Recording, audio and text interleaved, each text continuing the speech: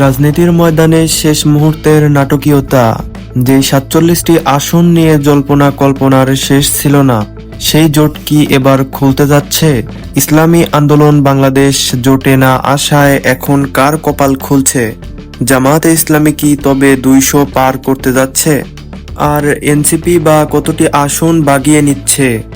আগামী ২-১ দিনের মধ্যেই পাল্টে যাচ্ছে নির্বাচনী সমীকরণ। তো সবকিছু থাকছে এই ভিডিওতে। ভিডিওটি শুরু করার আগে যারা চ্যানেলে নতুন, চ্যানেলটি সাবস্ক্রাইব করে রাখবেন।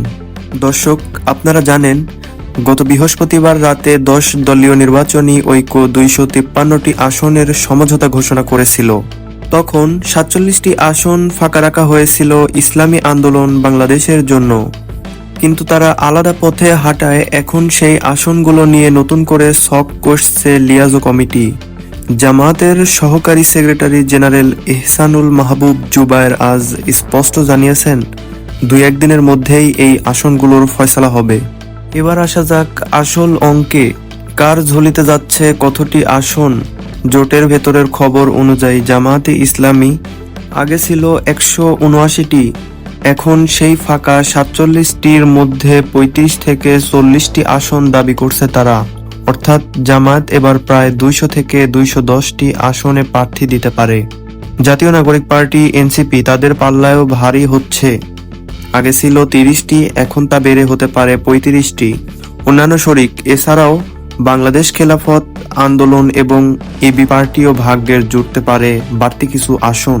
এখন প্রশ্ন আসতে পারে, জামায়াতে ইসলামী কেন ৪৭টির মধ্যে ৩৫ থেকে ৪০টি আসনই নিজেদের জন্য চাইছে? রাজনৈতিক বিশ্লেষকরা বলছেন, ইসলামী আন্দোলন জোটে না থাকায় জামায়াত এখন এককভাবে জোটের মূল চালিকা শক্তি হতে চায়। ২০০-এর বেশি আসনে প্রার্থী দেওয়া মানে হলো নির্বাচনের পর পার্লামেন্ট নিজেদের অবস্থানকে অত্যন্ত শক্তিশালী করা। এর আগে তারা ১৭৯টি আসনে সমঝোতা করেছিল, কিন্তু পরবর্তী পরিস্থিতিতে তারা তাদের সাংগঠনিক শক্তি থাকা আসনগুলোতে আর কোনো ছাড় দিতে রাজি নয়। শুধু আসন ভাগাভাগি নয়, লিয়াজো কমিটির বৈঠকে এখন সবচেয়ে বেশি গুরুত্ব দেওয়া হচ্ছে সমন্বিত ইস্তেহারের ওপর। ১০টি দল ভিন্ন ভিন্ন আদর্শের হলেও তারা একটি সাধারণ কর্মসূচি নিয়ে জনগণের কাছে যেতে চায়। জুবায়ের সাহেব আজ জানিয়েছেন, এই ইস্তেহারের কর্মসংস্থান, দ্রব্যমূল্য নিয়ন্ত্রণ এবং বিচার বিভাগের স্বাধীনতার বিষয়গুলো প্রাধান্য পাবে। দর্শক, রাজনীতি দাবার চালে শেষ মুহূর্তে অনেক কিছুই বদলে যায়।